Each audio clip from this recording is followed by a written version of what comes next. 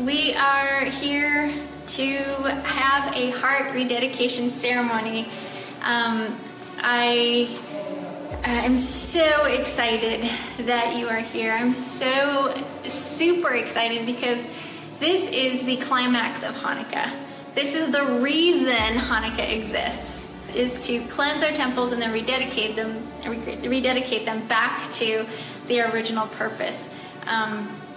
So I am just thrilled because 30-some people are going to show up today. I'm assuming they want to rededicate their hearts to Yehovah. So I'm going to walk you through what that means and what that looks like. And then at the end, we are going to give our hearts back to Yehovah.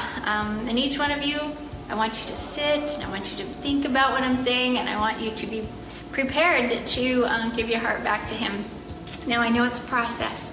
It is a process to cleansing your heart and getting it rededicated completely. But this is like the time set apart for this. This is what Yehovah says He wants to talk about at this time of year, is idolatry and setting your heart back on course with being a temple for Him. Now, I have to make sure, okay, do you have a good place to be right now? Like, no distractions, okay? No radio, no TV.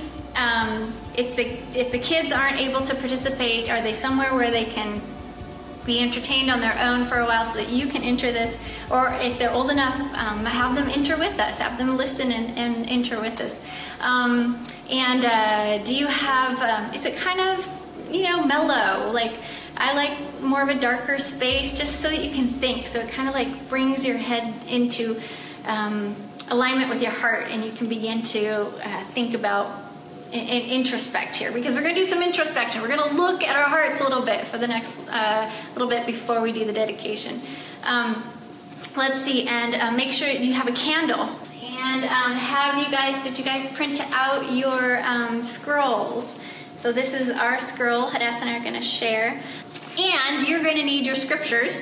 Absolutely. A pen and a paper, because I've got a lot of text that I'm going to share with you. YHVH Elohim, thank you so much for being here. Thank you for moving on our hearts this Hanukkah, for moving each of us into perhaps a little bit of heart cleansing that you wanted to do on us. That I know that every Hanukkah is different, where the Ruach wants to take us into different parts of our heart. It's a different each Hanukkah. And this year for me, it was a little different. For our family, we had some breakthroughs, and I just thank you so much for the cleansing that you do, because I really, really, really want you to live here in my heart, and I don't want to live without you.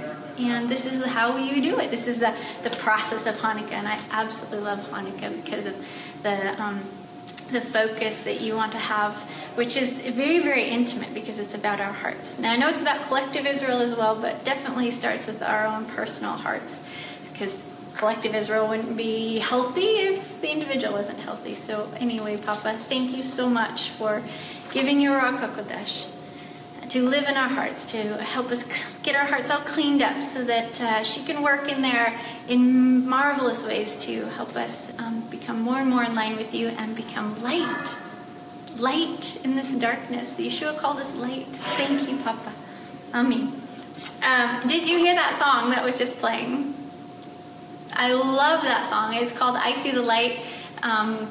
It's from the movie Tangled, and I love that song because she talks about how she had been blind before and now she sees the light, and I just think it's just perfect because we were blind before, were we not? And then all of a sudden we see the light, and it's like, wow, we keep seeing more and more light because Yehovah is taking the blinders off, and we're getting eyes to see and ears to hear.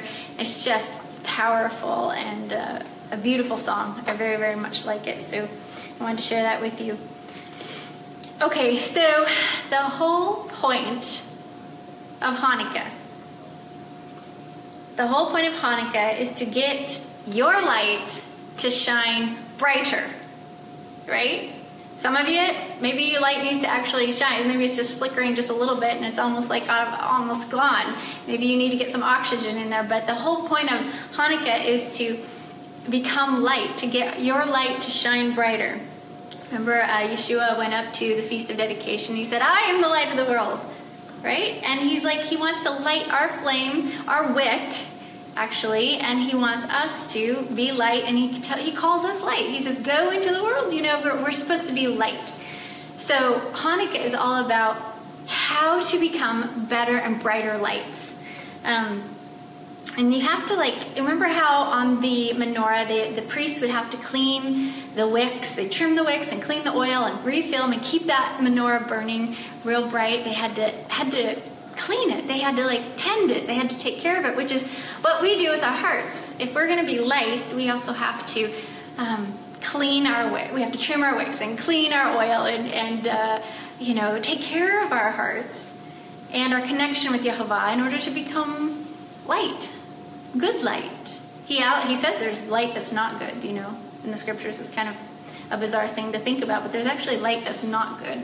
So we want to be clean light for him.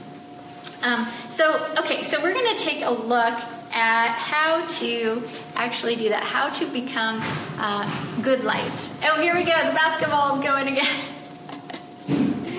Oh, boy. You are here to rededicate your heart back to its original purpose, back to YHVH. All right, and in doing that, you're going to invite the Ruach in to cleanse it and to clean it so that she can live there, so she can make you shine. All right, he calls us to be light. He says, you are the light of the world. Matthew 5:14-16, right? He says, you are the lamp of Yah, which is really weird. I just found that this morning. It's Proverbs 20:27. He says, you are the lamp of YHVH. So he calls us to be light, but how can we be that light if our candle is starving for oxygen because our temples are filthy? So tonight I'm going to help you rededicate your heart, your temple, and your life back to its original purpose, as I said before, to be a house for YHVH. Excuse me, that's that. So this is the point of Hanukkah. And hopefully, how many of you have got to spend some time this Hanukkah actually looking at your heart and seeing if there's anything in there that needs to be gotten rid of? Has anyone had the chance to do that or took the time to do that this Hanukkah? We went to a cabin just in the woods for a little bit of Hanukkah, and we just got back a few hours ago. So today we ran home, we packed, got me in the truck, and it's icy and snowy. Got here with Hadassah. Hadassah and I were setting up everything and then having internet trouble. So it's just one of those things that I'm working through right now, and frankly, I'm used to it. I can say I'm tired of it, but I'm used to it. That's okay. Push through, because I know that speaking the truth is set against. And I know the way this war is working, and I also know who I'm speaking for. So in the end, Papa will win, and it'll be what it is. I'm on fire for him, and I can't stop, and I want to shine bright. So I'm going to do it at all costs. All right, so I want to show you something that we worked on as a family. Okay, so what we did at the cabin for 2 days was I brought a ton of Maggie packed a ton of craft things, paper and scissors and glue, and she forgot the pins. But thankfully, Hadassah brought some pins, so we were fine.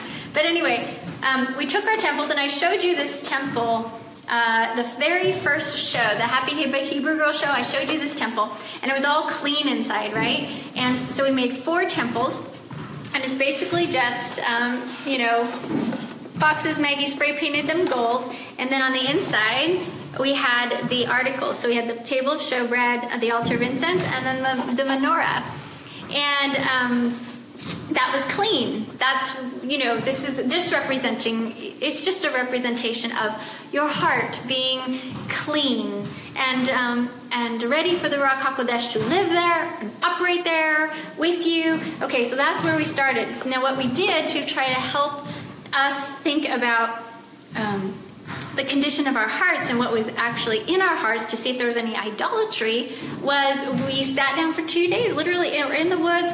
We're you know, trapped in by snow. There's a little bit of things to do. We went on a hike. We went and saw the animals. But for the most part, we ate a lot. But for the most part, we had a lot of time to just sit at the table, the dining room table there in the cabin, and put together, do some crafts thinking about what is actually in our temple. And so we junked up our temple. So we actually junked it up. And Isaac is allowing me, thank you Isaac, he's allowing me to show you his junked up temple. He had so much fun with doing this because he really got a good look at what was in his heart. So I don't know if I'm going to take this thing out here for a second. He has just a couple things I'm going to show you. Let's see if I can get this right here. So in there, I don't know if you can see this table of showbread? Right there. It's junked up with a ton of coffee cups. And this is something that he goes to for comfort and for life, really. Trying to get the nerve up to do something or have a great conversation or something. So he goes to coffee for life. He also tends to, and we put a little screen over the menorah simply because we were talking about it and feeling like the flames on the menorah, the Ruach living in here in his temple is kind of like oxygen deprived. Okay? Isaac, like, open the door, get some air in there, right? But another thing is that he made some sunglasses that actually are very, very dark because he needs more light in his temple. His temple's somewhat dark, and he recognizes that. Another thing he put in here is a little mirror. I don't know if you can see that, but a little mirror over the table of incense, where the incense goes, and this is the door into the most holy place, which represents YHVH, right? And of course, the curtain is ripped right now after Yeshua and everything, but representing when he looks at going in to see Papa, or when he looks at Papa, he sees himself. Ah, that's horrible. So anyway, so he has some stuff to repent of, but the biggest thing, I love you, Isaac. Thank you for letting me do this.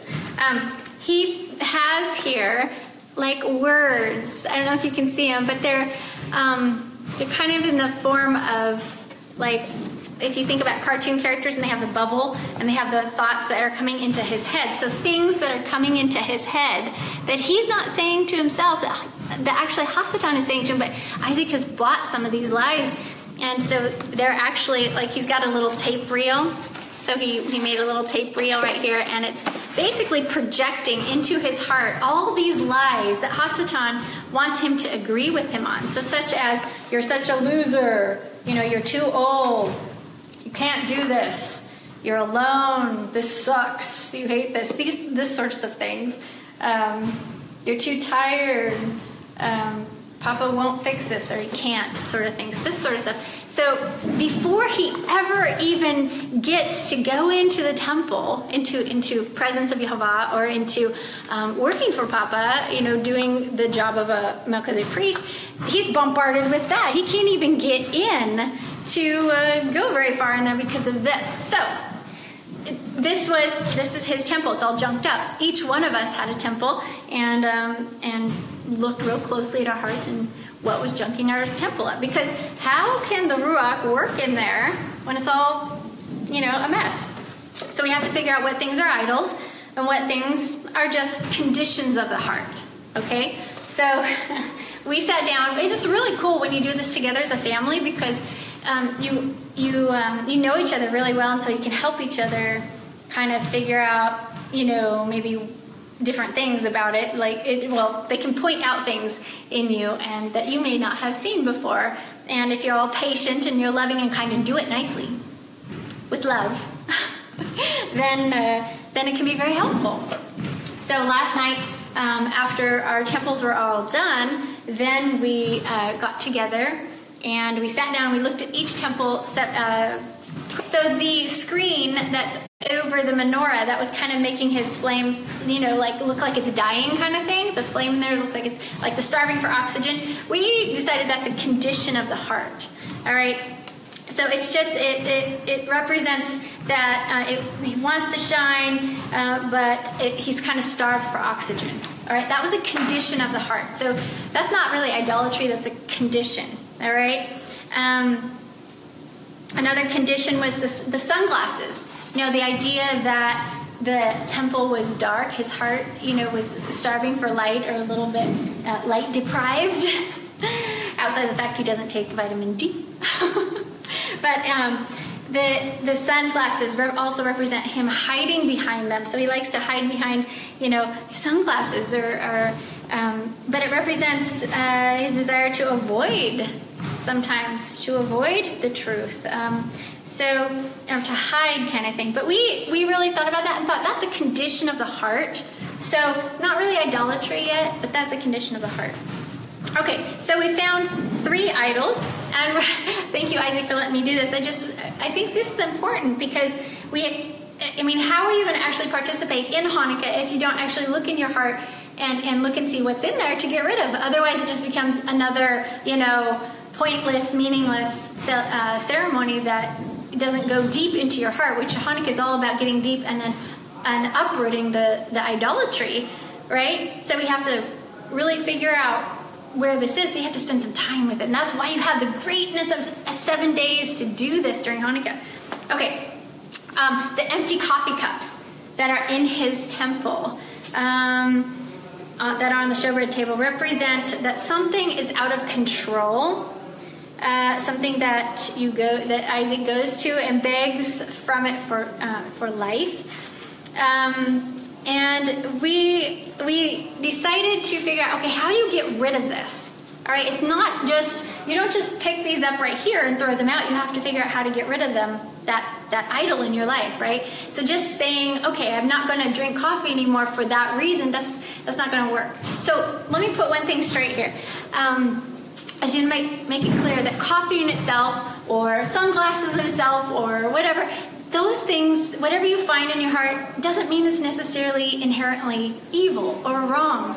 If there's an idol in here, like if it's Christmas, yes, that's evil, that's wrong, that's an idol, get rid of it. Absolutely, take all those things out and burn it. Okay, but everything that you find in here doesn't necessarily mean that it's evil or bad. It's just in the wrong place. So we're going to talk about that in a little bit. But we came up with some protocols to getting rid of this idol over the course of some time, because in order to get rid of it for good, you need some time. So the protocol for getting rid of the heavy weight of looking to a drink or coffee to get you going and get you through life. Where's I thought I had it right here. Okay. Oh, there it's on the other side. So the protocol for Isaac to cleaning up his temple in this one was every time that Isaac wants coffee, he must first pray and then have the coffee. Okay, so we're going to start to shift our focus, and so we're not going to completely do away with it yet, because you don't want to come back. You want a nice, clean understanding of where coffee belongs on the scale of what do you say, like the weight. You want it in the right proper place.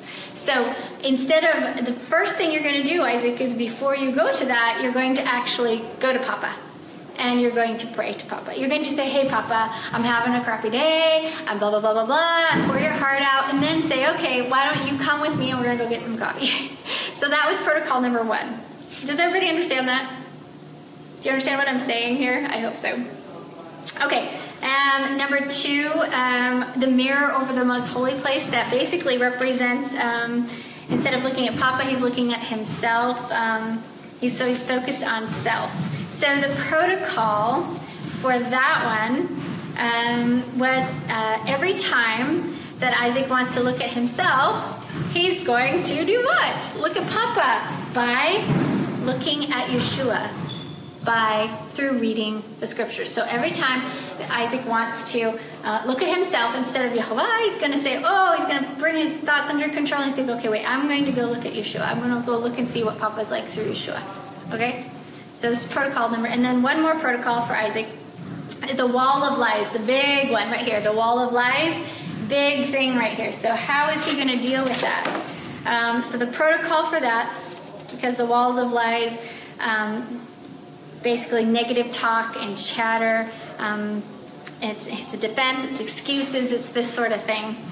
And he kind of hides behind them sometimes. So this idol number 3, the protocol for getting rid of that is going to be every time Isaac hears a negative thought or condemning thought go through his head, he's going to command Hasatan away, Because that's coming from Hasatan. It's not coming from Isaac.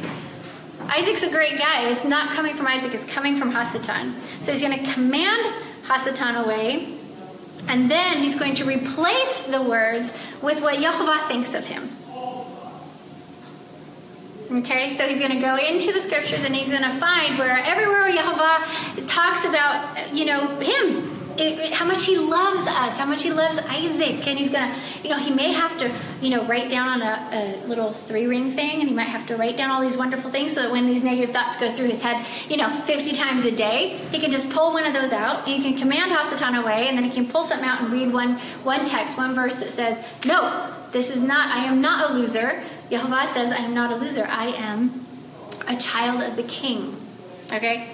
So, this is what we did to look in our hearts. So I hope that was kind of inspiring for you, and I hope that you have done somewhat of the same thing this week. So in 1 Corinthians 3:16, it says, "You yourself." So what is the heart? So we're going to look at the heart. What actually is the heart? All right. In 1 Corinthians 3:16, it says, "You yourself." So you yourself is talking about the innermost being, your heart. In Psalms 139, 13-14, Psalms 51:6, 2 Corinthians 4, 16-18, Proverbs 20, 27, all these scriptures, and again, I'm going to have notes from this, and I will have all of the texts that I say here, that I shout out to you. They're all going to be here for you for later, so you don't have to stress about getting them all down right now. But those verses all talk about your innermost being. Your innermost being is your heart. It's your, as John Eldridge talks about, it is your deepest, truest self. All right. And Matthew 6:20-21, Yeshua says, how do you find your heart? You look at what you treasure, and there's your heart.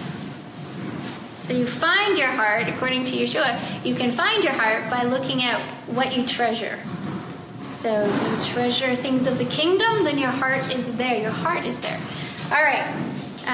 Do you treasure things of this world? Then your heart is stuck here. Okay, so now we're going to talk just a little bit. So your heart is your innermost being, and I love how John Eldridge talks about the heart, how he teaches about the heart. If you don't know what your heart is, please I will have links here. Please get books by John Eldridge. He understands the heart so well, and he can help you understand what your heart is, where it is, and how it's set free. Isaac and I live in a lot of freedom because our hearts have, gone through the process of being set free from things, from the world. And so let's look at the condition of your heart. Jeremiah 17:9 says, the natural heart is sick. It's deceitful. The natural heart. The natural heart, Psalms 139:23-24 says that it is offensive. The natural heart is offensive.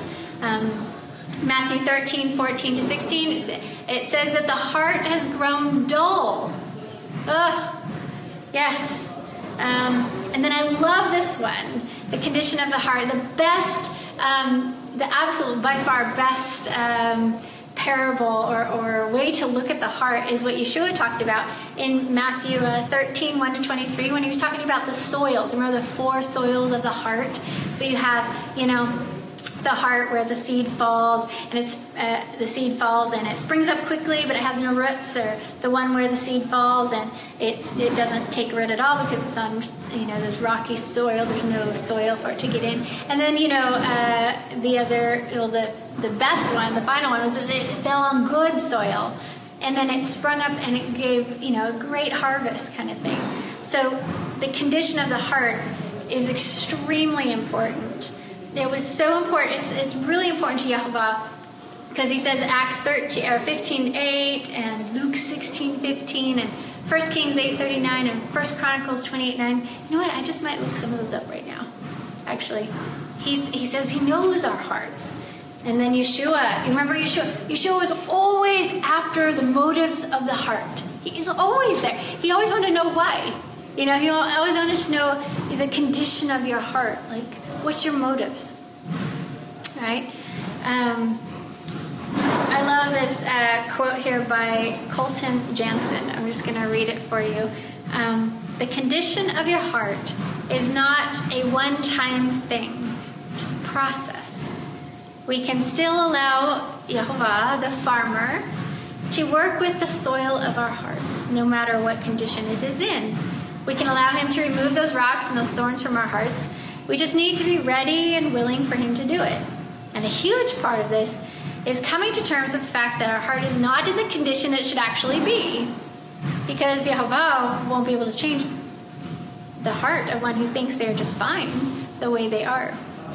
The enemy will continually try to plant thorns in the heart of anyone, even those with good soil, but to maintain a heart that seeks after YHVH, we must keep our eyes fixed on YHVH and allow him to remove any impure thing.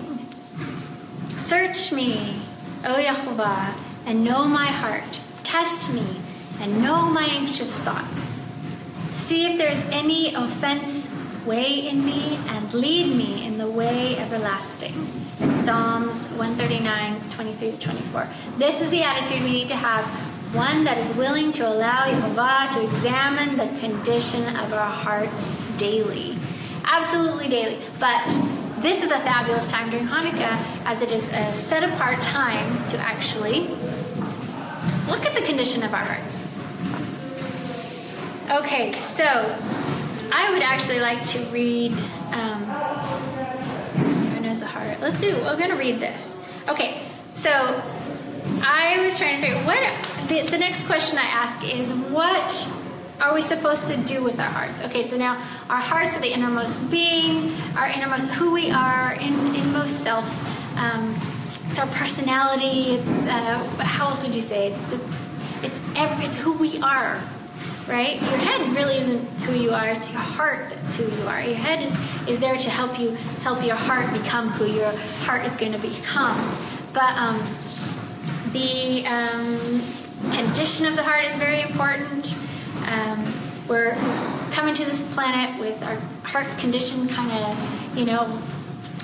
under attack, and over the course of time, your heart becomes more and more polluted, and so Papa is very concerned about the condition of our hearts.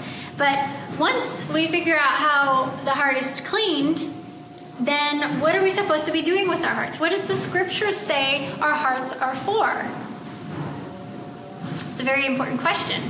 Our hearts have a job, basically, and our hearts are used for many. Let me read it to you. Proverbs 23:6 says we're supposed to give our hearts to YHVH.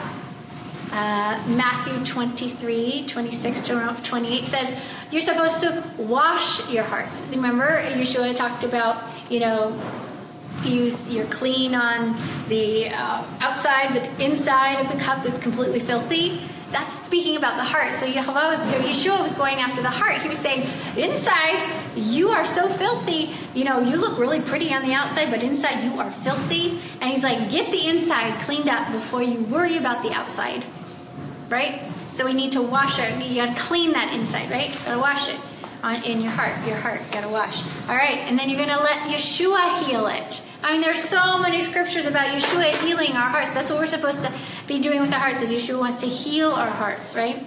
Because we come, what do you say? In Isaiah, Isaiah 61:1, he says, I came to heal the brokenhearted and set the captives free. The first thing he wants to do is heal the brokenhearted. So the first thing he wants to do with you is to heal your heart. And the only way that your heart is going to get healed is if it gets this Hanukkah cleansing and rededication. And we're going to talk some more about the abomination of desolation that sits up, that we set up in our hearts, or that is the Hasatan tries to set up in our hearts. Okay, so we're supposed to circumcise it to YHVH. There's a ton of scriptures here that I will post later, but we're supposed to circumcise our heart to YHVH. We're supposed to love YHVH with all of it. All of it, everything. That means that, where's my temple? We're supposed to give it all to him. So there's not like a little corner.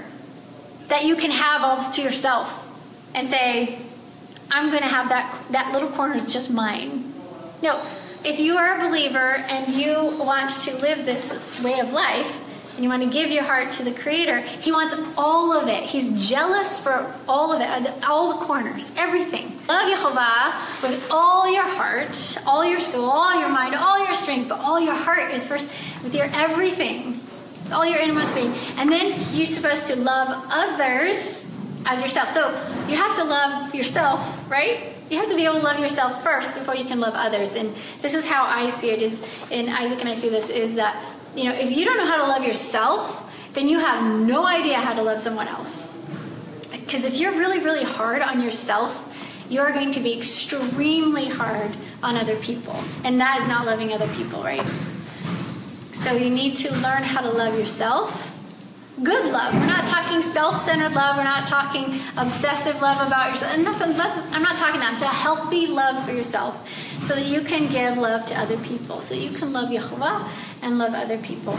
That's what your heart is for. That's what the scripture says your heart is for. What are you supposed to do with your heart again? We're looking at the scriptures to see what you're supposed to do with your heart. You're supposed to, in Proverbs 3:5, you're supposed to trust Yah with it. So your heart is so you can trust YHVH. You're supposed to let YHVH be the strength of it.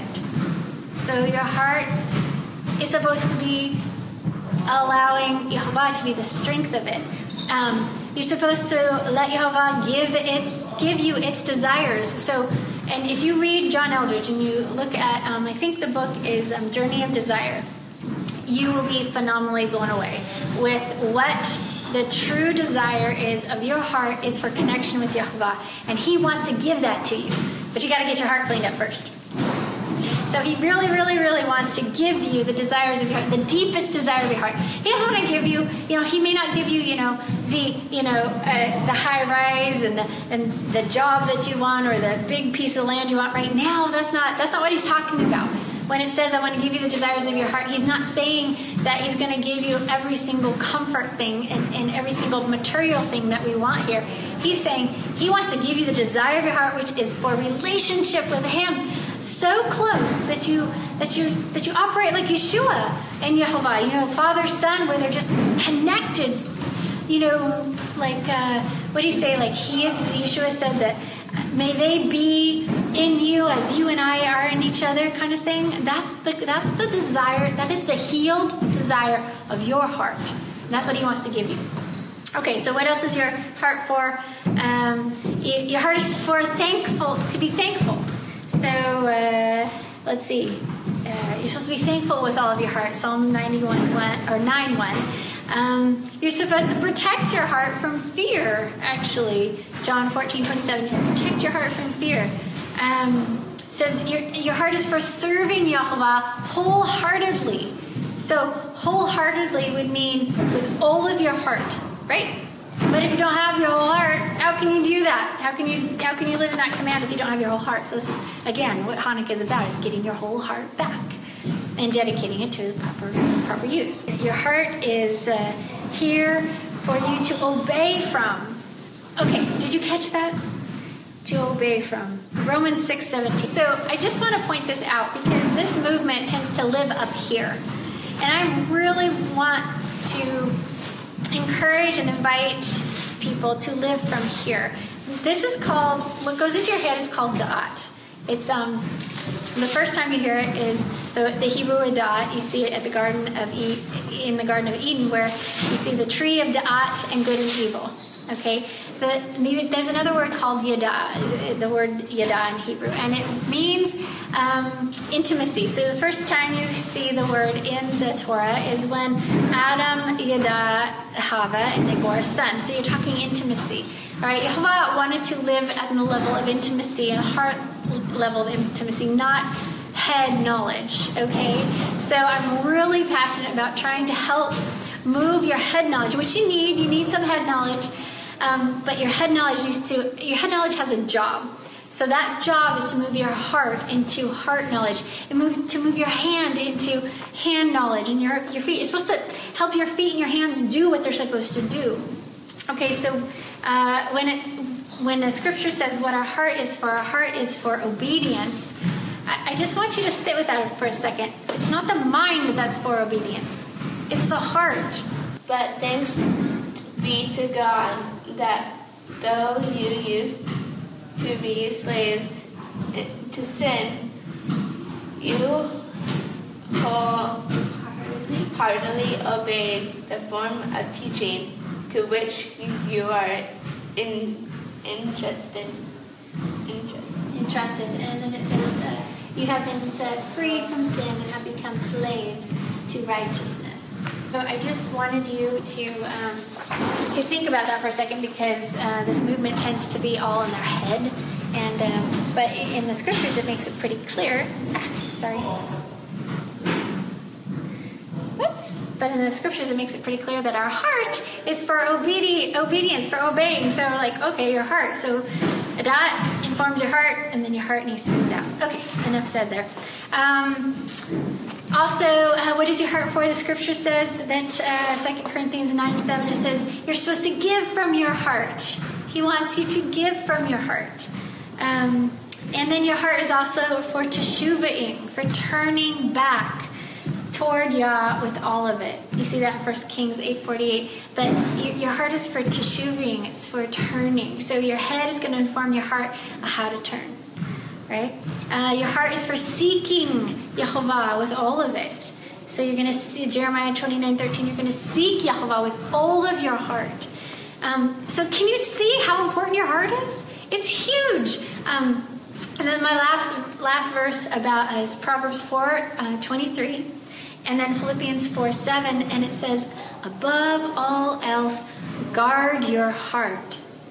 Now, can you see why King Solomon said that? You're supposed to guard your heart above all else, because from it flows everything. Your ability to obey, your ability to love, your ability to be wholehearted, your ability to give and to be thankful, your ability to teshuvah. All of this is done from the heart. So he's like, get your heart cleaned up and then guard it. And guard it. Don't allow Hasatan to put in any more idols in there. Don't allow impure things to be in your temple, because you need your heart. You really, really need your heart. And this is one of the reasons I absolutely love Hanukkah, the true Hanukkah. I can't tell you how many conversations I have had with people who are against Hanukkah, but they don't understand the real Hanukkah. This is a celebration that is a festival that Yeshua went to. He thought it was so important. He actually put his life on the line to go up to Jerusalem for the Feast of Dedication. And in the chronological Gospels, you can actually see what he spoke about during Hanukkah. He healed a man born blind, fulfilling prophecy during the Feast of Dedication. But excuse me, your heart is crucial, and this festival of Hanukkah is the only festival in all of Yah's calendar that deals with idolatry.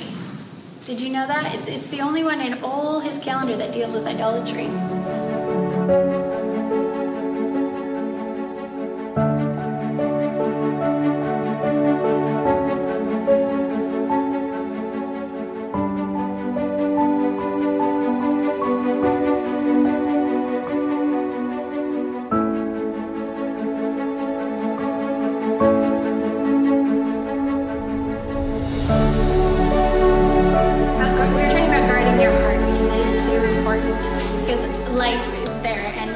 Knows this, and so he wants to have you once a year do an audit of your heart to see what's in it, and this is what Hanukkah is for.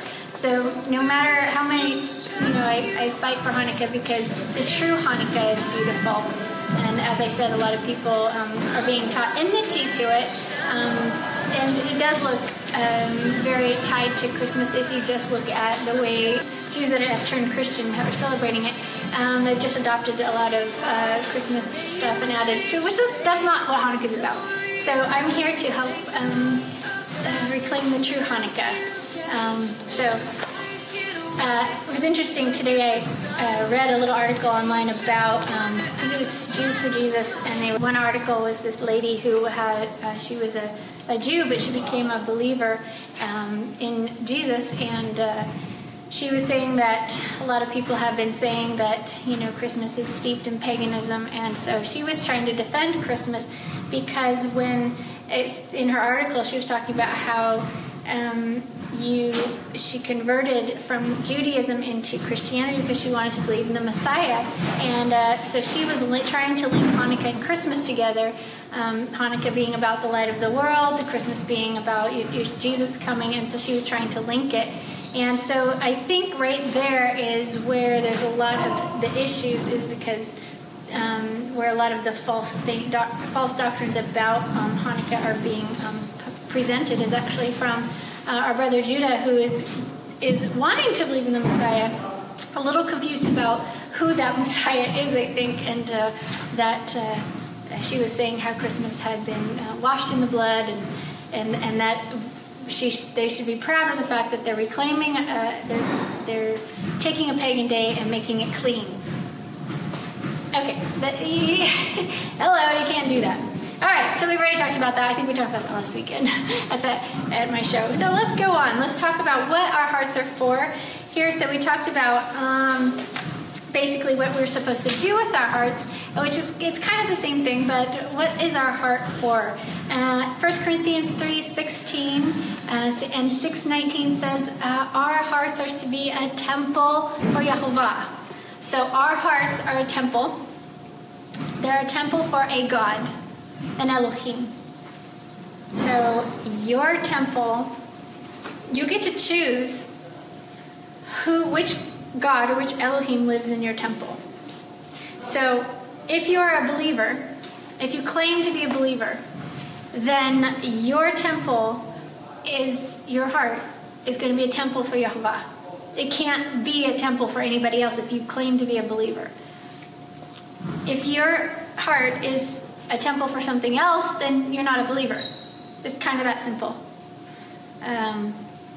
Now, getting it cleaned is another story. Maybe you want to be, but it's dirty and junked up and we need to get it clean. So that's a different story. Our hearts are also for having understanding, which is interesting.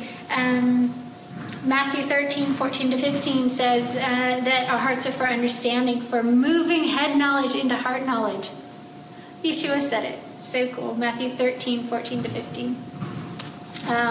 Okay, not quite those words, but the context is there. Our hearts are also for giving living water. So you have living water flowing out of you, Yeshua said. And the point of that is for other people to come and drink from the living water that flows from you, because the source of that living water is the indwelling of the Ruach HaKodesh. It's you're eating of Yeshua all the time. So the source water of the living water that's coming out of you is Elohim, YHVH Elohim.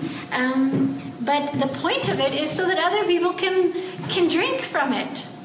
Yeah, this is part of being a priest. All right, your heart is for loving. It's for loving. Yes, it's for loving. Our hearts are actually the key, and I'm going to push this a little further. I'm going to say that the heart is actually the key to everlasting life. And here's how that works. So we are to love, the scriptures makes it very clear, we are to love YHVH with all of our heart, right? And then we are to love others as we love ourselves. All right, this is the royal law. To love him and love others is the royal law. And that royal law is everlasting. It's always been and always will be, right? To break the royal law of love is death. All right, so opposite love is fear, death. It's, annihilation. Okay, so if you break the law of love, and YHVH in the scriptures it says Yah is love, YHVH is love, and so he is love. It's not like he has love; he actually is love. Okay, so there comes with that a law, and that law is that you will not be self-centered. Okay, so the law of love is, love by definition is love is other-centered. Okay? So Yehovah has always been other-centered. This is why there is more than one in the Godhead. There's one Elohim, Echad, all three of them. But you have to have the other one in order to give love to and to receive back from. So Yehovah has always been love. Yehovah Elohim has always been love. The three of them have always been loving. I got a great book on that if you want to know. It's Endless Falling in Love by Ty Gibson. So definitely get that if you want to know more about that. But if you break that law of love, as in you're selfish or self-centered, then you've broken the law of love. And that means death, right? Okay, so a healed heart is the key to being able to keep the royal law of love. Did you catch that? A healed heart is the key to keeping the royal law of love. And it's also called the covenant of love. He calls it the covenant of love in Malachi 1 through 5. He calls it the covenant of love, or Deuteronomy 7:9, or even in 1 Kings 8:22, he calls it his covenant of love. So Yehovah knows that we need a healed heart in order to be able to love properly, in order to keep us from committing a crime against that and having to die. So that is why he has put into place a superior covenant, which the new covenant is superior because it actually comes with the Ruach HaKodesh, right? Who is going to circumcise our hearts, which allows the Ruach to live in our hearts. Oh, this is so cool, people! Okay, which allows the Ruach HaKodesh to live in our hearts, who moves us to love like Yehovah does, or love like Yeshua does. And this is the protocol of Hanukkah. This is what Hanukkah is all about. I absolutely love this because you have to love in order to get to the happily ever after. You have to love. You can't break that law of love. And it's a law of love that's always been and always will be. Right? And it's that beautiful royal law that describes what love is. He wrote it out in Exodus 19-24. And you break that, then it's death. And of course there's mercy. Of course there's forgiveness of sins. That's why we're here. That's why you teshuvah. So you go your whole life breaking the law of love, but you can teshuvah. You did it yesterday, you can teshuvah today. You're going to do it today, you can teshuvah tomorrow. It's a beautiful thing. It's a process. You do this all throughout your life. You know, allowing him to heal our hearts, allowing him to circumcise our hearts so that the Ruach can live in us and move us to keep and obey his ways. This is why Hanukkah is so important. You must get your heart clean in order to love the way he wants you to love, the way he needs you to love. You know, he's trying to put together the scenario, the way by which we are saved. He has given us every possible thing. I mean, can you believe it? I mean, he's given us a helper who lives in our hearts, who will actually help us love. He's given us a helper to live in our hearts, to help us clean our hearts so that she can even live in there more. I mean, and help us love more. I just love it. I just think this is just so beautiful. So remember that Hasatan wants to take your heart out. The reason why Hasatan wants to take your heart out is because if he can own your heart, then he can destroy you because you will not know how to love. All you'll be is self-centered. Because remember that the opposite of love is basically self-centeredness, which basically leads to desolation. Death. Desolation. We'll talk about that in a minute. But Yehovah has made a provision through his Son and his Ruach to fix our hearts so that the heart works properly. And so Yehovah does not lose us. The last thing Papa wants to experience is the loss of ones that he loves. I mean, this is his reality. He is allowing us to choose who lives in our temple. He's allowing us to choose between good and evil. He's allowing us to choose between the two kingdoms. You know, who we want to live in our temple, and it must break his heart when he sees someone that he is so desperately in love with, and he wants so much to give them everything they need so that they can have the clean heart, so they can have the Ruach living in them, so they can love like his Son does, like he does, so they can be part of the family and live happily ever after with him. In the end, it must break his heart when we reject that. So if you're a believer, and if you want to believe, then want to be a believer, then this is how you do it. We get our hearts clean during Hanukkah. We rededicate them back to YHVH. We invite the Ruach HaKodesh to live in to help us continue cleaning and getting it to a state of cleanliness so that we can live as light, so we can, love like he does, so we can not break the royal law of love, so that we can, what does he say? Work out our own salvation? We looked at the heart, the condition of the heart, what the heart is for. Now we're going to look at the Torah protocol for becoming a priest. Okay, so this is so amazing. Okay, so Leviticus 8 through 9 in the Torah, this sets the Torah protocol for ordination into priestly duties. So this was in the Levitical law, but it's in the Torah, and it sets a protocol for how this is done.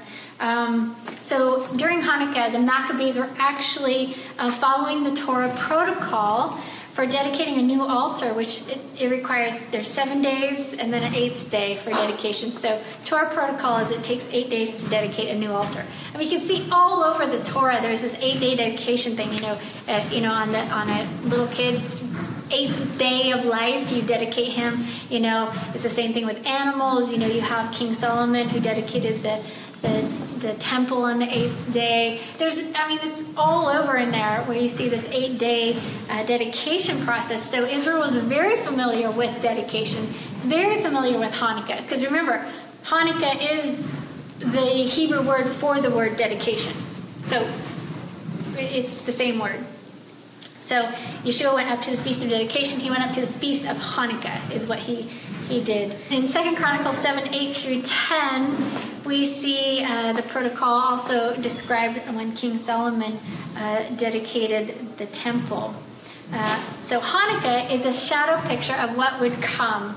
So in the story of Hanukkah, you have the abomination of desolation that was set up in the temple, in the brick and mortar temple, remember? And then they cleaned it. So now, where's the temple? Right here. Yes. The temple officially and formally is right here. It's not that it hasn't been before, but for officially now, it's right here. So the abomination of desolation sets up in our hearts, people. This is paganism. When you have an idol in your heart, like that big thing that Isaac had, when you have an idol in your heart, that is the abomination of desolation set up in your own heart, because that is going to make your heart desolate. That idol is going to make it desolate. Okay, and the Hanukkah shadow pictures of the future event, the future abomination of desolation in the temple to come. So, and that's another story. It's a beautiful prophetic layer of Hanukkah. But we are going to talk about we are worried about the abomination of desolation that's set up in our hearts. Paganism and idolatry will cause your heart to be desolate, because paganism, idolatry is self-centered. Okay, it basically is selfish. It's revolving around self at its core, and that's opposite love, as we talked about a little bit ago. Because love, the definition of love is other-centered. Other-centeredness. So, frankly, all of our hearts have become desolate at different times in our life, and sometimes it's stronger than others. But we got to get rid of the pollution in our temple, the junk of the idolatry and the self-centered mess that's in there. So, it's as disciples of Yeshua, we must go through the process of Hanukkah to be his priest. Okay, so we follow the Torah protocol of Hanukkah. So I want to explain this. This is so just flippin' cool. Oh my gosh. Okay, so if we look at, how many of you would like to be a priest of Yeshua? How many of you would like to be a priest of Yeshua? How many of you want to work for him? How many of you know that's what we're called to? He's going to Yeshua is calling his royal priesthood together. He's calling you to work in his priesthood. How many of you want to be a priest? Yeah. Oh, good. I see some likes and some loves. Yes. Okay. So, if you want to be a priest of Yeshua, here's how you do it. It's stunning. You walk through the process of Hanukkah. Watch this. Torah protocol to how you become an ordained priest. Okay, the priests who come to be ordained, this is what they do. They watch Moses perform the sacrifices, their duties. They watch him, and it's incredibly gruesome what Moses does, but they watch him, so they're taught by Moses. So they watched Moses perform the duties of a priest. So they watched and they were taught. They were washed with water. Then Moses washes them with water, which is basically like they go through a mikvah. Okay? And then they were anointed with oil, basically like the oil of Hanukkah, I think. But they were anointed with oil. And then they were dressed for duty. Then Moses dresses them for duty. He puts the turbans on their head. He puts the ephod or whatever on his chest. And so they were dressed for duty as a priest. And this is what we learn how to do at Purim. How do you dress to go meet the king? Right? There's the armor of YHVH we find in the scriptures. Put on the full armor of YHVH. So beautiful. You dress to do your job. All right. And then they sit down in the doorway of meeting for 7 days. And they sit there for 7 days so that they make sure that they're pure and purified before they start to work in the holy place, because in the temple, because in the tabernacle, because the presence of YHVH is like the all-consuming fire. So, I mean, frankly, if they weren't clean, they would die, and it says it right in the text. It says that they sat in the doorway of the meeting, basically to make sure that they are clean, so they wouldn't die when they started their ministry. Okay, then number 6, this is the last protocol to becoming a priest. On the 8th day, check this out. They began serving Yah by copying what Moses showed them 8 days earlier. So they began on the 8th day. They were basically dedicated in and started their ministry to YHVH. And what did the first thing they do? They did exactly the very same things that Moses did 8 days earlier, what they were taught. They began copying. Is that not cool? Now, fast forward to Yeshua. Fast forward to us. So we want to be a priest of Yeshua, right? So what do? We look at the Torah protocol. We look at Hanukkah. Oh, here's a time set apart every year for us to look and say, oh, how do we do this? Okay. So we watch Yeshua. What did Yeshua do? How did he live? What did he think? What did he do in situations? We eat of him. And that's all about unleavened bread. Don't get me started. But in the spring, we'll talk about that. But he eats of Yeshua. We watch the king. We watch Yeshua, our rabbi, our high priest. We watch what he does. Then we get washed, as in we mikvah, and we get anointed with oil. Perhaps at Hanukkah. I think that's a beautiful connection, the oil at Hanukkah. And then we get dressed for duty. We put on the full armor of YHVH, right? We learn how to get dressed at Purim. We put on the full armor of YHVH. And then we sit in the doorway of meeting. We sit during Hanukkah for 7 days. And we make sure that our temples are clean so that the Ruach HaKodesh can live there. So the presence of Shekinah glory can live in our hearts. And then on the 8th day of Hanukkah, we rededicate our hearts back to YHVH, and we begin service to him. And what is the first thing that we do? Yes! We copy Yeshua. He's our high priest, right? So we do exactly what our high priest does. Isn't that screaming cool? Oh, I just think that is so cool. I love that. I absolutely love that. The Torah protocol. It's all about how to become a priest of Yeshua, and it's found in Hanukkah. I think the connections are stunning there. All right. And I know you'll catch up to me. I hope you like that. I think that is rocking cool. I saw the connection there last year. Incredible. Okay. So yes, I'm teaching you what to do. And yes, you can totally learn from me. I want you to learn from me. I've been walking this for a very long time. Shaul says in the New Testament, he says, if you don't know what to do, just watch me and do that. I want you to do that for a time. Absolutely. And then I hope that as you see me, you see Yeshua. I want you to look beyond me to Yeshua. So I want to show you how to walk this out. But in the end, you're not going to follow me. You're going to follow Yeshua. My light, I want to shine on the path. On the narrow path. I want to, make sure you're on the right path. I want to help Papa do that for you. And then you're going to walk it. You're going to walk it with YHVH. You're going to walk it with your rabbi. And you're going to walk it with the Ruach living in you. So, yes. Never to put another human being up on a pedestal for sure, but I am honored to be able to show you how to walk forward into this narrow path and find the way to everlasting life. I want to help you do that. I think that there's nothing else that I want to do with my life than to do what he does, which is go in search of his people. That's what he says. I love in Matthew when Yeshua says, don't worry about, what you're going to eat, what you're going to wear, what you're going to do, blah, blah, blah. Don't worry about all those things because the pagans run after those things. But first, it's so cool because it's almost this formula to how to get the food and the clothes and the shelter that we need. He says, don't worry about those things. First, seek first my kingdom, and then all these things will be given to you. So here's the formula. You need all these things given to you. He knows that. Papa knows that we need a home and gas in the car and clothes on our bodies and food in our tummies. He knows that. And how do you get those things? Well, the best way to do that is to actually seek first his kingdom, and then YHVH will give those things to us. And I've lived in that for a very long time. Now, I don't live in a mansion, and I don't have a lot of money. It's one foot in front of the other, one paycheck to the other right now, one donation to the next.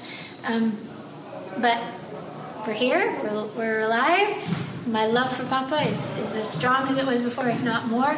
So he didn't promise that this life was going to be easy or give us everything we wanted. He promises the next one, when he comes, when Yeshua comes, he says, my reward comes with me to give every man according to what he has done, right? I'm going down a tangent.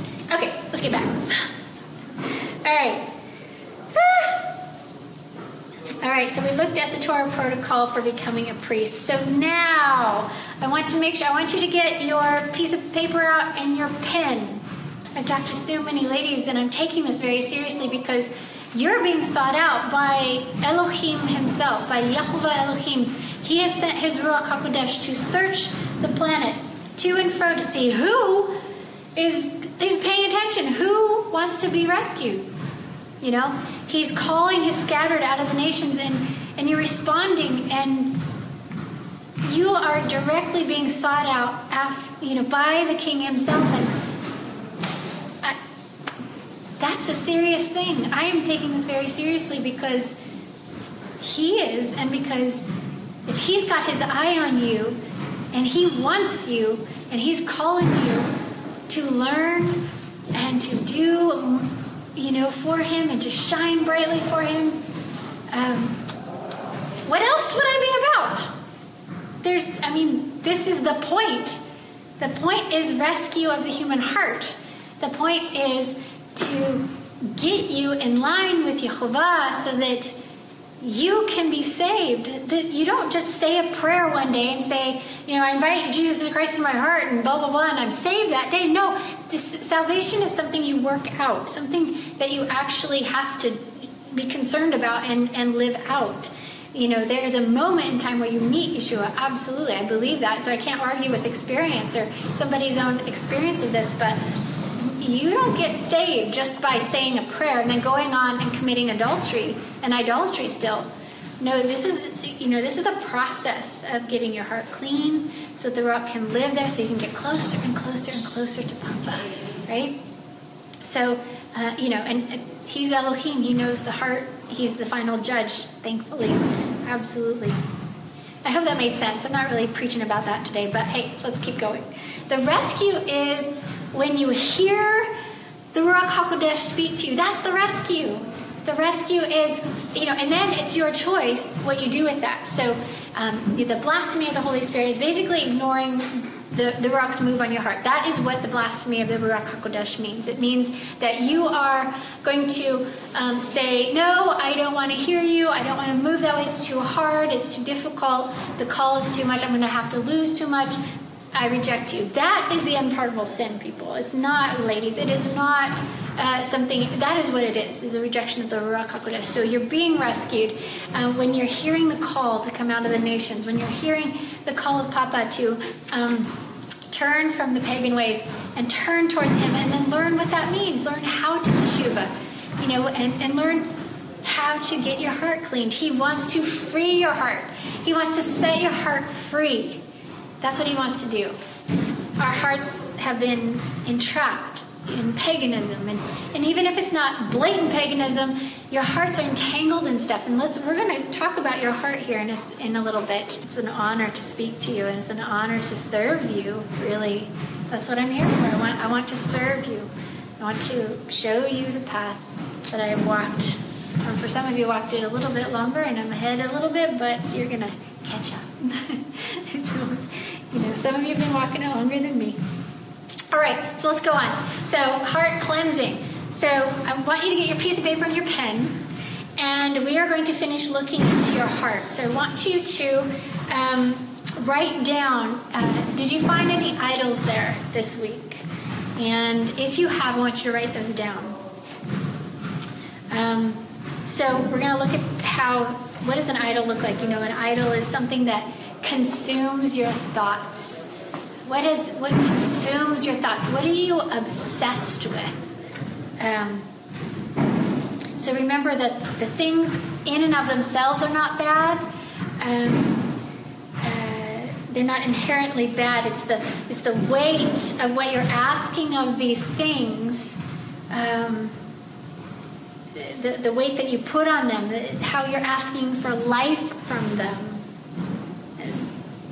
It's a weight that you're putting on them that they were never meant to bear. So the coffee, like we were talking about with Isaac, the weight that he puts on that, coffee was never intended to bear that weight. It's not Elohim, it's not eternal, it's a thing. It's a thing. And so you've got to, if you're obsessed with that thing, if you turn towards that thing, or that person, or that celebration, or that, whatever it is, if you turn towards that for life, then ding, ding, ding, ding, ding, that's probably, on the level of idol. If you can't get rid of it, if you can't go, a few days without it, if you think, that you have to have that to live, and if that thing that you have to have is not YHVH Elohim, big problem. Big problem. All right? So write down on your piece of paper, is there any idols? Is there anything like that you have recognized this week of Hanukkah, during this time of Hanukkah? You recognize these things. Write them down. We can think of maybe what consumes your thoughts. What consumes your thoughts? Does fear consume your thoughts? So if fear consumes your thoughts, then fear might be an idol. If food consumes your thoughts, I long time ago had issues with food, and bulimic, anorexic, this sort of thing. And my personal story is another day, but it held me, and it was all consuming to me. The power of food over me. That was an idol, but that idol has been completely and utterly destroyed. It doesn't consume me anymore at all. And so I am walking in freedom from that idol. That idol that gave desolation to my heart no longer is there. And now I have life there. I can look at food, I can eat food, I can enjoy food, but I'm not obsessed with it. It doesn't control me. I control it. Big difference. See, food in itself is not inherently bad. It's what control does it have over you? What is the weight that you get? Would you look towards it for life? That's what I was doing, is looking at it towards it for life. Or not eating. I was looking towards it for life too. Both ways. Do you create your own certainty? Do you create your own certainty?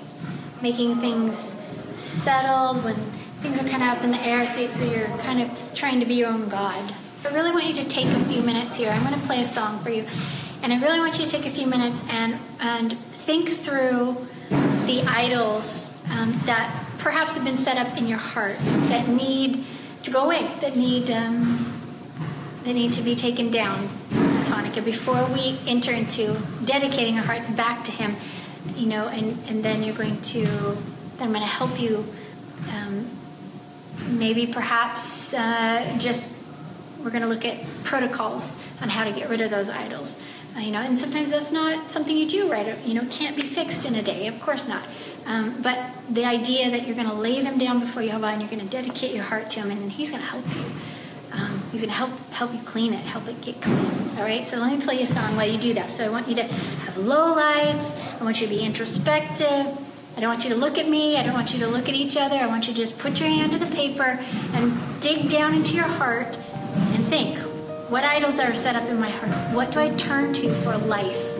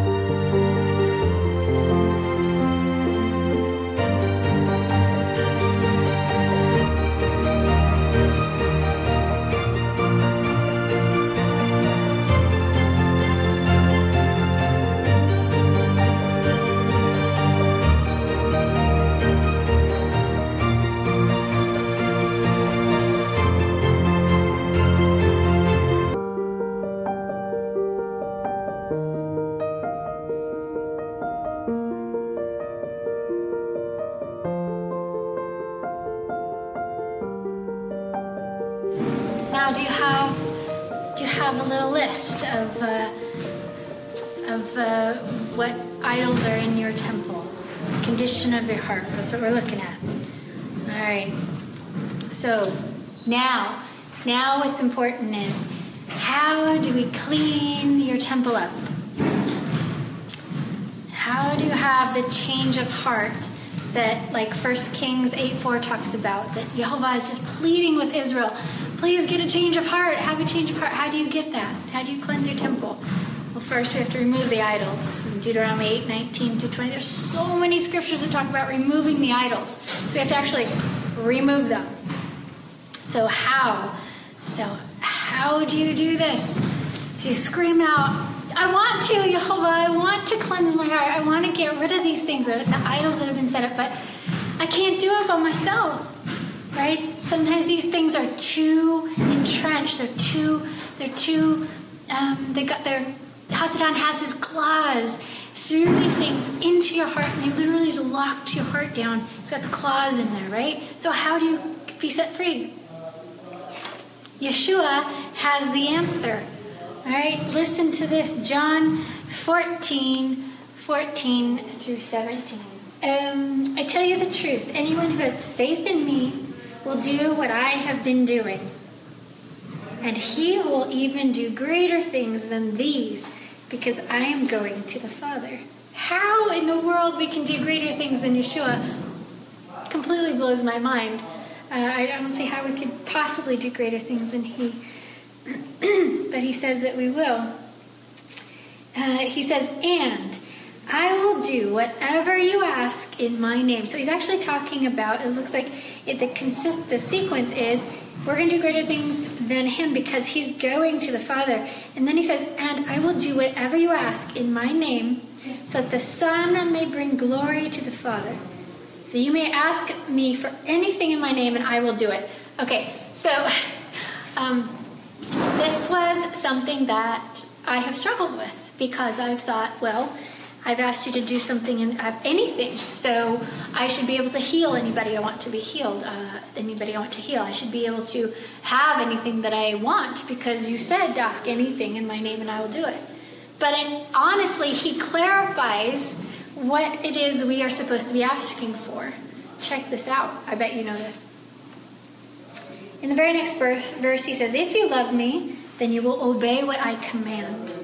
And I will ask the Father, and he will give you another counselor to be with you forever, the Spirit of truth, the Ruach HaKodesh. The world cannot accept the Ruach, because it neither sees nor knows him. But you know the Ruach, for he lives in you and will be in you. And I will say she lives in you and will be in you, because Yeshua actually talks about the rock as a feminine entity, which is something we'll talk about another day. But do you see what I see here? It says that you can ask anything in his name, and he will do it. Anything being clarified by ask for the Ruach HaKodesh, and he will give it to you. So there's another scriptures where he says, ask anything in my name. I don't know it right off the top of my head, but he says, ask anything in my name, and I will do it. Another one of those verses. And it says, basically, would a father, even a good father here on the earth, give his son a stone if he asks for a fish, this sort of thing, or bread? And then in the very next verse it says, so I will give you my Ruach HaKodesh. So this is the key to getting your heart cleansed. If you cannot get that, if you can't just take that idol and throw it out, I mean, if you've got like a box full of Christmas stuff, that's kind of easy. You take it outside and burn it. It's a great thing to do for Hanukkah. It's a great practice. Is have a bonfire, burn stuff that doesn't belong there, right? That's a physical, tangible thing that you can actually do. But what if the claws of Hasatan are in your heart and set up idolatry in a way that is just frankly, not that easy, something pretty hard. And frankly, Christmas celebration later, it may be that, the box is one thing to burn, but there's more stuff in your heart that needs help there. He says, ask for my Ruach, and he will give the Ruach HaKodesh. And the Ruach, what's the job of the Ruach HaKodesh? The Ruach HaKodesh is to empower you to keep his ways, to keep his law, right? She is wisdom. She is your helper. She is your comfort. She is your companion. She is your counselor. She is like everything to you. She will help you. And Yehovah will not tell you no if you ask for the Ruach. Now, you can ask for all kinds of other stuff, and you may or may not get them, but YHVH said, this is the one thing that you can ask for that will always be given to you is the Ruach HaKodesh. So if you, and he says in one of those places, and I'll have to put it in my notes here for this show, for this dedication, but he says, if you ask over and over and over, you ask persistently for the Ruach. So if you ask once and the Ruach hasn't come, you ask again. The Ruach said, ask again. Just ask and ask and ask. Struggle with YHVH, just like Jacob did. Remember back when he struggled with Elohim, he wrestled with Elohim? Wrestle with Papa until you get the Ruach, until you get the freedom from this stuff. Or that's the trick. It's simple. Well, it's simple as in the protocol. It's not necessarily simple to do because you have to be consistent with it. And you have to be persistent. And you have to really be moving on conviction and say, this is what I want. I want a clean temple. So YHVH, give me the Ruach HaKodesh. In the name of Yeshua, give me the Ruach HaKodesh so that I can have the clean temple that you want me to have. And you know now the point of Hanukkah is to burn bright. You know that in order to burn bright, you must get your temple cleaned up. You know that idolatry in your temple is going to, it's like abomination of desolation. It's going to make your heart desolate. So you want to clean that up during Hanukkah. You're going to remove the idols, and how you're going to do that is you're going to invite the Ruach HaKodesh to come help you do that, and you're going to be persistent in asking for the Ruach HaKodesh until the job is done, because he is who he said. He doesn't change. He promises you stuff. He promised you the Ruach. That's what he promised. Hands down, you know that he promised that, and you can have that now, this side of the King's return. Okay, so now what we're going to do is you're going to look at each one of those idols, and we're going to put a protocol to how to get rid of these idols. Okay, so because I know that unless it's a Christmas box that you can take out right now after we're done today and go burn it, your heart needs time. That's one of the beautiful things about Hanukkah is it's 8 days. You know, your heart needs time. I'll never forget how strikingly different Christmas and Hanukkah were, and that Christmas was a one-day festival, and it was so fast and furious. You came, all this preparation, boom, screamed up to this one day. I mean, and for some it was like one night, and you just, all this gluttony stuff, and then it's over. And you the next day you have regret, remorse, you have buyer's regret, you have remorse, you're in debt, you're like sick to your stomach because you've eaten too much. It's not good for the heart. It makes you desolate. But Hanukkah is like 8 days. You have 7 days to sit in the doorway of tent of meeting to search your heart. That's the beautiful thing about Hanukkah. And for us, some in our family, some of us, it took all 7 days to finally get to a point where you started to have some tears. You started to really think, wow, there's something in my heart that needs cleaned. But it took 7 days to get there. And then you have the 8th day of rededication. So, trying to connect. Oh, there we are. So don't give us stuff away. You're going to burn it. But, okay, so let's say there's another thing in your heart. And so you're going to write a protocol down, just like we talked about with Isaac's coffee cups, or his the big messages that were sent to him through Hasatan every day, over and over and over, saying, you're a loser and all this stuff. What is the protocol? His protocol was that he is going to go to Yeshua and YHVH and see what they say. So first he's going to command Hasatan away, because those words are from Hasatan. He's going to say, get away from me, Hasatan. And then he's going to go to YHVH, to the scriptures, and say, what does YHVH think about me? And then start replacing those thoughts with what YHVH thinks. That's the protocol. So I want you to write a protocol.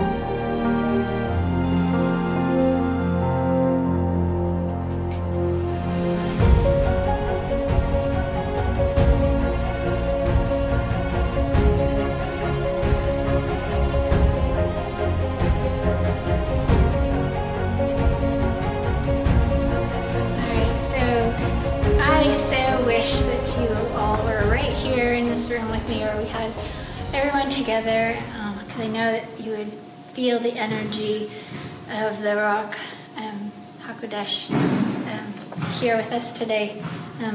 That will be another day. For today, I'm thankful that you all have been here, coming with me throughout this this dedication. So now we are going to look at the scroll that you downloaded, and we're going to read the scroll. Oh, good. And we're going to light our candle. Then I'm going to pray King Solomon's prayer and King David's prayer over you. And then I have something special for you, so don't go away. All right, so first, you could have a witness. Actually, a witness is very good, because a witness will keep you, how do you say? A witness will keep you accountable for what you are about to sign. So, let's put this is an old one that we made out of kind of reeds down from the water. See that kind of, yeah, really light. But this is a little scroll that we made for Hanukkah. So it's our Hanukkah proclamation. Let it be known that on this 8th day of Hanukkah, in the year, whatever it is 6017 from creation, or 2017, that I, and you're going to write in your name right here, okay? So your name, you could put your family's name, you could put all your names right there if you want, or if you have one for each person, that's fine. That I, Rebekah Garvin, desire to follow and be a royal priest of Rabbi Yeshua. Yeshua, who was sent by his Father on the 8th day of Hanukkah, in the year 3997 from creation. The Messiah was sent to be the light of the world, and I desire his light to come alive in me, to heal me from any blindness that I might have, guide me out of the dark chaos into all truth, and to enter priesthood duties upon your calling. Therefore, today, I dedicate, or I rededicate, the following to you: my body. So I'm going to dedicate my body to him. I'm going to dedicate my mind to him. I'm going to dedicate my will to him. I'm going to dedicate my heart to him. I'm going to dedicate my domain, as in all that I own. Wherever you have influence or power, or you have control, that's what you're going to dedicate to him, give to him. I'm going to dedicate my family to him, to YHVH Elohim.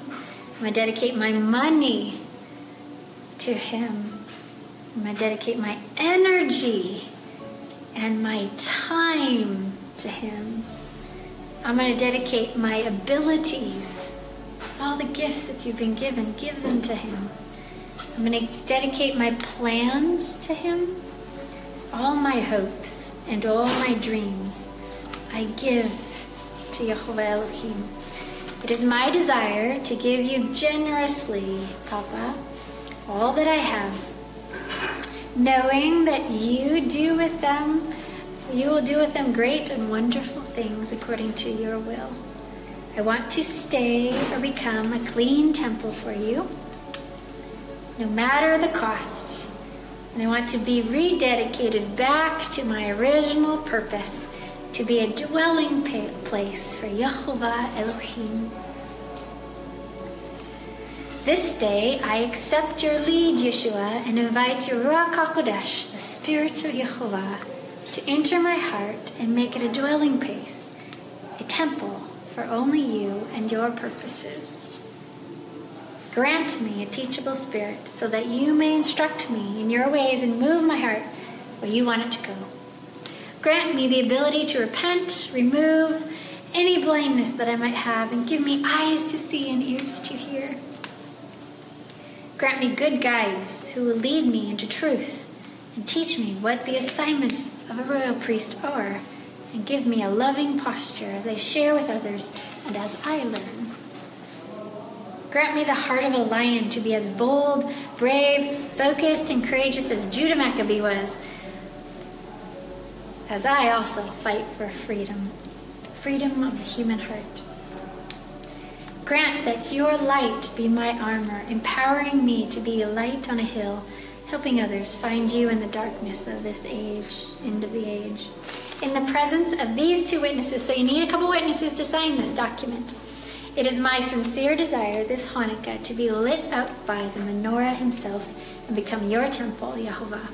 I offer it for you to clean, to fill up, and to work through. I am at your service, my King. I am at your service, great High Priest and King Yeshua HaMashiach. So let it be written, and so let it be done. All right, so you're going to sign your name right there with a couple witnesses who are witnessing you signing that. Okay?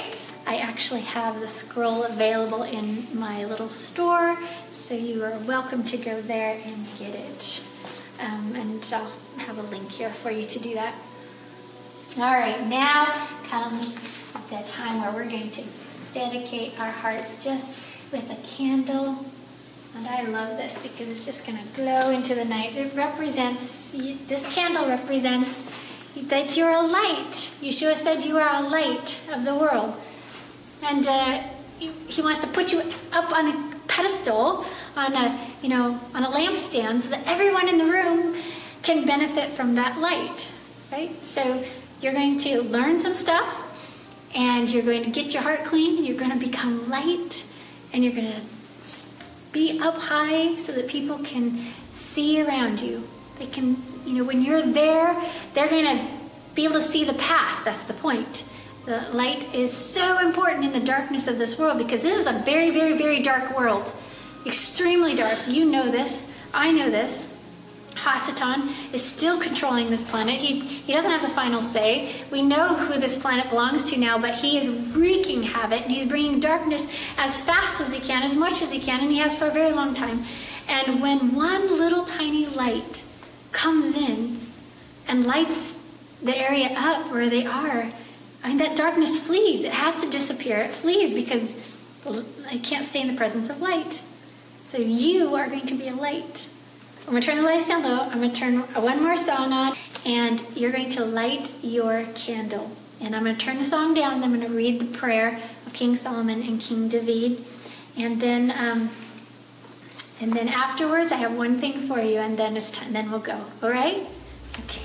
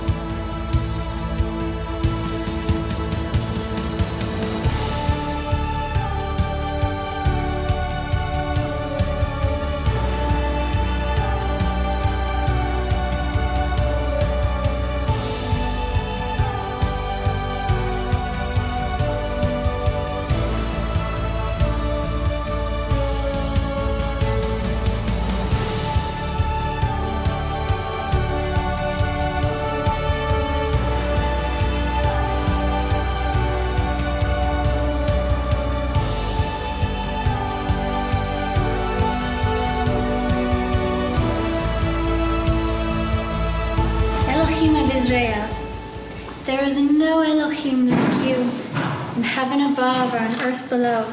You who keep your covenant of love with your servants who continue wholeheartedly in your way. You have kept your promise to your servant David, my father. With your mouth you have promised, and with your hand you have fulfilled it, as it is today. Now, Yehovah, Elohim of Israel, keep for your servant David, my father, the promises that you made to him when you said, you shall never fail to have a man to sit up before me in the throne of Israel. If only your sons are careful in all they do to walk before me as you've done. And now, O Elohim of Israel, let your word that you promised your servant David, my father, come true. But will Elohim really dwell on earth? The heavens, even the highest heaven, cannot contain you. How much less this temple I have built. Yet give attention to your servant's prayer and his plea for mercy. O Yehovah, my Elohim, hear the cry and the prayer that your servant is praying in your presence this day. May your eyes be open towards this temple night and day, this place of which you said my name shall be there, so that you will hear the prayer your servant prays towards this place. Hear the supplication of your servant and of your people Israel when they pray toward this place. Hear from heaven your dwelling place, and when you hear, forgive. Praise be to Yehovah, who has given rest to his people Israel, just as he promised. This is King Solomon's prayer continued. Not one word has failed of all the good promises he has given through his servant Moses. May Yehovah your Elohim be with us as he was with our fathers. May he never leave us nor forsake us. May he turn our hearts to him to walk in all his ways and to keep the commands, decrees, and regulations that he gave our fathers. May these words of mine, which I have prayed before Yehovah, be near to Yehovah our Elohim day and night, that he may uphold the cause of his servant and the cause of his people Israel, according to each day's need, so that all the peoples of the earth may know that Yehovah is Elohim and that there is no other. But your hearts must be fully committed to Yehovah our Elohim, to live by his decrees and obey his commands at this time. That was King Solomon's prayer for Israel when he dedicated the temple. 1 Chronicles 29, 10 to 13. 10 to 13, here we go. David praised Yehovah in the presence of the whole assembly, saying, so Rebekah's going to praise Yehovah in the semblance of all, in our assembly. Praise be to you, O Yehovah, Elohim of our father Israel, from everlasting to everlasting. Yours, O Yehovah, is the greatness and the power and the glory and the majesty and the splendor. For everything in heaven and earth is yours. Yours, O Yehovah, is the kingdom. You are exalted as head over all. Wealth and honor come from you. You are the ruler of all things. In your hands are strength and power to exalt and give strength to all. Now, our Elohim, we give thanks to you and praise your glorious name, Yehovah. The next question on your heart should be, after dedication, we should ask, now how do I live for you? What does it look like to be a priest of Yeshua? Remember what we talked about, the protocol? You're going to go back and you're going to look at what Yeshua did and you're going to copy and do exactly what he did. It's called The Characteristics of a Melchizedek Priest.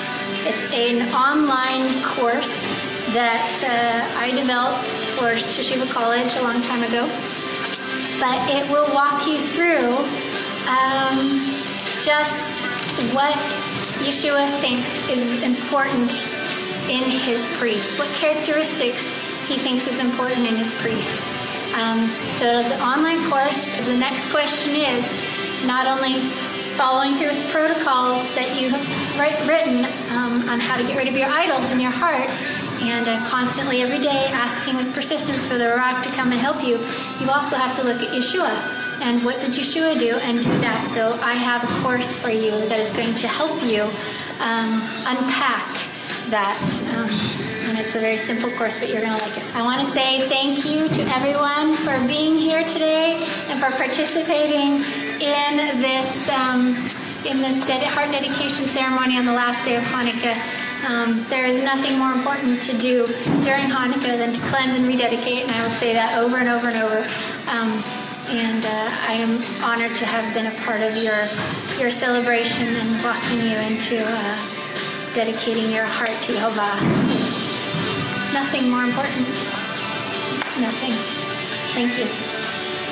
You have a wonderful evening. I'm going to let Hadassah dance us out, and I'll turn the music up. I will see you on